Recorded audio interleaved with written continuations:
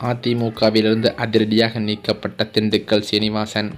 சற்று முன் எடப்பாடி பழனிசாமி கொடூர நடவடிக்கை. தமிழ்நாட்டின் சட்டப்பேரவை தேர்தலுக்கு இன்னும் ஓரிரு மாதங்களே இருக்கும் நிலையில் ஆளும் திமுகவும் எதிர்க்கட்சியான அதிமுகவும் புதுவரவான தவேகாவும் தேர்தல் வேலைகளை தீவிரப்படுத்தியிருக்கிறது. ஏற்கனவே ஆளும் கட்சியான திமுக தொகுதி பங்கீடு குறித்த பேச்சுவார்த்தையை தொடங்கிவிட்ட நிலையில் பிரதான எதிர்க்கட்சியான அதிமுக தொகுதி பங்கீடு குறித்த பேச்சுவார்த்தையை எப்போது தொடங்கும் என்கிற எதிர்பார்ப்பு அதன் கூட்டணி கட்சிகளிடையே நிலவி வருகிறது. இந்த மத்தியில் எடப்பாடி பழனிசாமி சமீபத்தில் டெல்லி சென்று மத்திய அமைச்சர் அமித்ஷாவை சந்தித்துள்ளார்.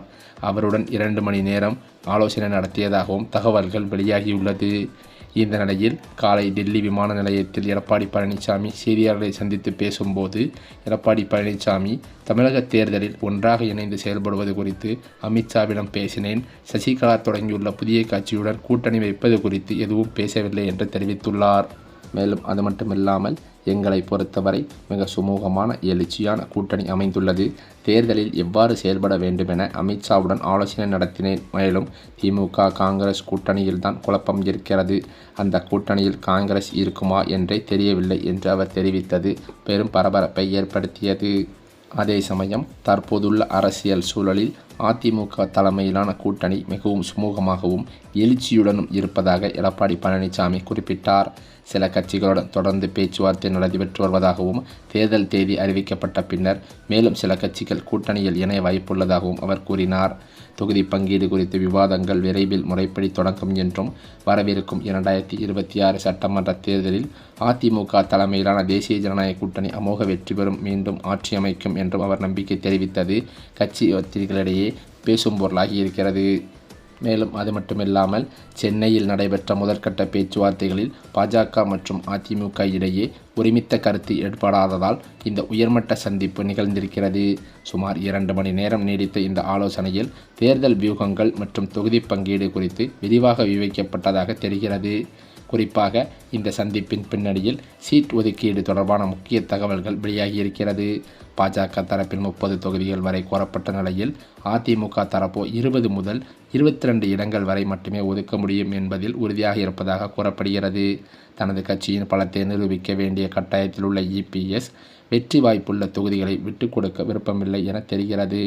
இதனால் ஏற்கனவே கணிக்கப்பட்ட சீட் எண்ணிக்கையில் அதிரடி மாற்றங்கள் ஏற்பட வாய்ப்பிருக்கிறதாம். டெல்லி பயணத்தை முடித்துக்கொண்டு இபிஎஸ் சென்னை திரும்பியதும் கூட்டணி கட்சிகளுக்கான அதிகாரப்பூர்வ அறிவிப்புகள் வெளியாகும் என்றும் எதிர்பார்க்கப்படுகிறது.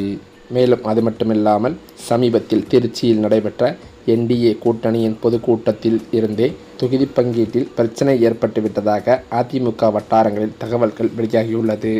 இந்த சமயம் பார்த்து பாஜகவும் அதிமுக பாஜக இடையிலான கூட்டணி குறித்த முக்கிய நகர்வாக வரவிருக்கும் தேர்தலுக்கான முழு பொறுப்பையும் எடப்பாடி பழனிசாமியிடம் பாஜக ஒப்படைத்து விட்டதாக தகவல்களும் வெளிவந்துள்ளது.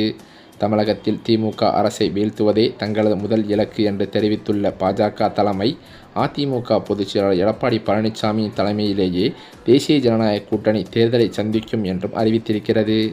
இதன் மூலம் கூட்டணி குறித்த முடிவுகள் மற்றும் தொகுதி பங்கீடு போன்ற முக்கிய அதிகாரங்களை இபிஎஸ் கையில் கொடுத்துவிட்டு பாஜக சற்று பின்வாங்கியிருப்பது அரசியல் வட்டாரத்தில் பெரும் விவாதத்தையே ஏற்படுத்தியிருக்கிறது.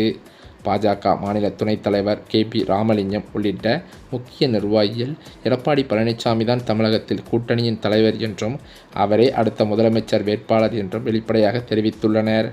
அண்ணாமலைக்கு பின் மாநில தலைவராக பொறுப்பேற்றுள்ள நைனா நாகேந்திரன் அதிமுகவின் உச்சல் தீர்க்க தயாராக இருப்பதாக கூறி கூட்டணியை பலப்படுத்தும் முயற்சியில் ஈடுபட்டுள்ளார். பாஜகவின் இந்த மென்மையான அணுகுமுறை இபிஎஸ்ஸின் ஆளுமையை அதிகரிப்பதோடு தமிழகத்தில் ஒரு வலுவான மாற்றத்தை உருவாக்குவதற்கான யுத்தியாகவே பார்க்கப்பட்டும் வருகிறது.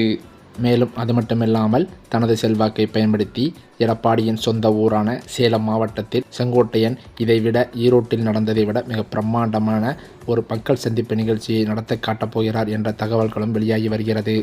மேலும் அது மட்டுமில்லாமல் ஆளும் திமுக அரசு எதிர்க்கட்சிகளான அதிமுக மற்றும் விஜயின் தமிழக வெற்றிக் கழகம் ஆகியவற்றிற்கு கடுமையான சவாலை அளிக்கும் வகையில் வியக்கத்தக்க பல புதிய அறிவிப்புகளை தனது அறிக்கையில் தெரிவித்துள்ளது. இந்த தேர்தல் அறிக்கை எதிர்க்கட்சிகளின் தேர்தல் வியூகங்களை முறியடிக்கும் ஒரு முக்கிய ஆயுதமாகவே இருக்கும் என்று திமுக வட்டாரங்களும் தெரிவிக்கின்றன. தேர்தல் அறிக்கையை தயாரிப்பதற்கான நாடாளுமன்ற குழு தலைவர் கனிமொழி தலைமையில் 12 பேர் கொண்ட ஒரு வலுவான குழு ஏற்கனவே அமைக்கப்பட்டுள்ளதும் குறிப்பிடத்தக்கது. பொதுமக்கள், விவசாயிகள், வணிகர்கள் மற்றும் இளைஞர்களிடமிருந்து நேரடியாக கருத்துக்களை பெற பிரத்யேக செயலி மற்றும் வாட்ஸ்அப் வசதிகளை முதல்வர் மு.க.ஸ்டாலின் தொடங்கி வைத்துள்ளார். இதன் மூலம் அடிமட்ட மக்களின் தேவைகளை அறிந்து அதற்கு ஏற்றவாறு மகளிர் உரிமை தொகை உயர்வு, அரசு ஊழியர்களுக்கான சலுகைகள் மற்றும் பல இலவச திட்டங்களை இந்த பண்டோரா பாக்ஸ் தேர்தல் அறிக்கையில் இடம்பெறச் செய்ய திமுக முனைப்பு காட்டி வருகிறது. மேலும் தேர்தலுக்கு முன்பாகவே மக்களின் குறைகளை தீர்க்கும் வகையில் அரசு ஊழியர்களை கொண்டு விரிவான ஆய்வுகளை நடத்தவும் அரசு திட்டமிட்டிருக்கிறது. வீடுகள் தோறும் சென்று அரசு நலத்திட்டங்கள் மக்களை சென்றடைந்துள்ளதா என்பதை உறுதி செய்வதோடு பொதுமக்களின் கோரிக்கைகளை படிவங்களாக பெற்று அவற்றுக்கு தீர்வு காணவும் உருவாக்கப்பட்டிருக்கிறதாம். இந்த அதிரடி நடவடிக்கைகள் மற்றும் வலுவான தேர்தல் வாக்குறுதிகள் மூலம் 2026 தேர்தலில் மீண்டும் ஆட்சியை தக்கவைத்துக் கொள்ளவும் எதிர்க்கட்சிகளின் வளர்ச்சியை தடுத்து நிறுத்தவும் திமுக ஒரு பெரும் அரசியல் சதுரங்க ஆட்டத்தையே தொடங்கியிருக்கிறது.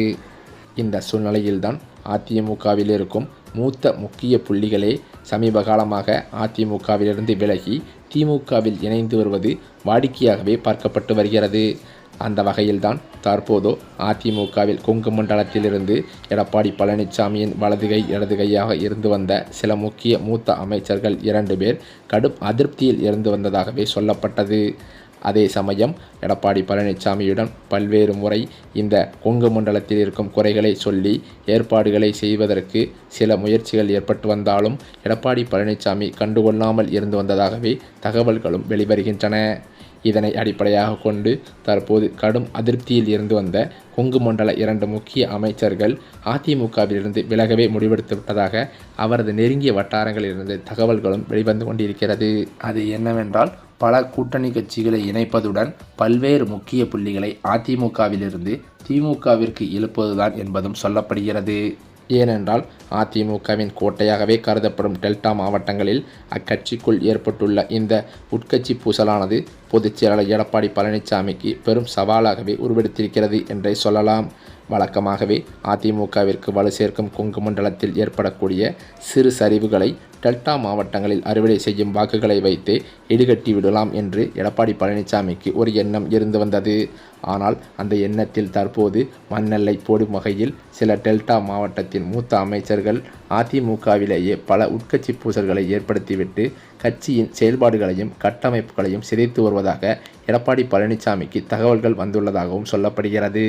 மேலும் கட்சியை அடகு வைத்து விட்டீர்கள் என்று பல புகார்களையே எடப்பாடியிடம் கூறி வருவதாகவும் சொல்லப்படுகிறது. இதன் காரணத்தினால் எடப்பாடியிடம் கடும் மோதல்களும் கண்டிப்பாக அதிமுகவிலிருந்து பல புள்ளிகள் வெளியேறி திமுகவில் இணைவதற்கு வாய்ப்புள்ளதாகவே தகவல்கள் வெளிவந்துள்ளது. இந்த சூழ்நிலையில் அதிமுகவின் பிரச்சார பீரங்கியாக செயல்பட்டு வந்த அதிமுகவின் முன்னாள் அமைச்சர் ஜெயக்குமார் அவர்கள் தொகுதி பங்கீடு மற்றும் பாஜகவின் இந்த உட்கட்சி பூசல் விவகாரத்தில் தனக்கு வேட்பாளர் பட்டியலில் இடம் கிடைக்காது என்று எண்ணி அதிமுகவை விட்டு விலகி திமுகவில் இணைந்து விடலாம் என்ற பேச்சுவார்த்தையை நடத்தியிருப்பதாக அவரது ஆதரவாளர்கள் மத்தியில் பேச்சுக்கள் அடிபடுகிறது.